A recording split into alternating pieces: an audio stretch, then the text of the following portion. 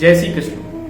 श्री कृष्ण गोविंद हरे मुरारी, हे नाथ नारायण वासुदेवा।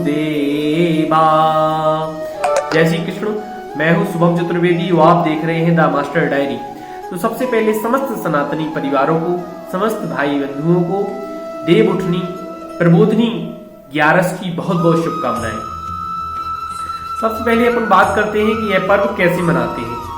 तो इस पर्व में हम अपने आंगन में तुलसी घड़ा जो अपना होता है उस पर गन्ना से 5 गन्ना के वृक्षों से एक बढ़िया सा मंडप बनाते हैं। उसके नीचे प्रभु की स्थापना करते हैं और स्वादिष्ट स्वादिष्ट भोज्य व्यंजन बनाते हैं। और इस दिन सिंगाड़े, मूली और भगवान के स्वागत में उनके लिए विभिन्न प्रसाद सामग्री लगाते हैं।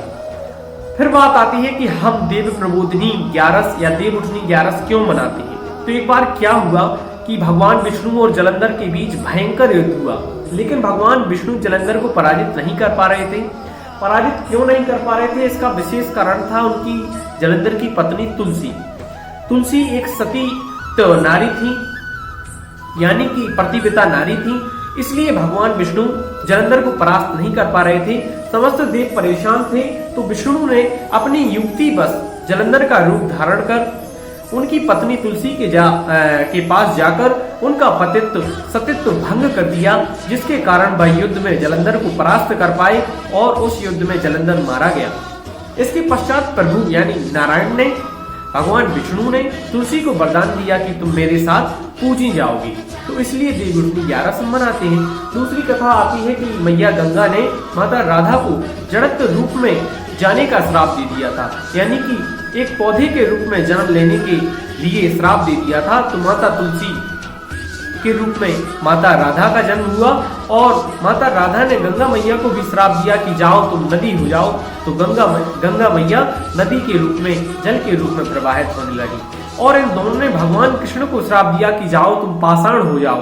तो भगवान पाषाण के रूप में यानी पत्थर के रूप में सालिग्राम हो गए।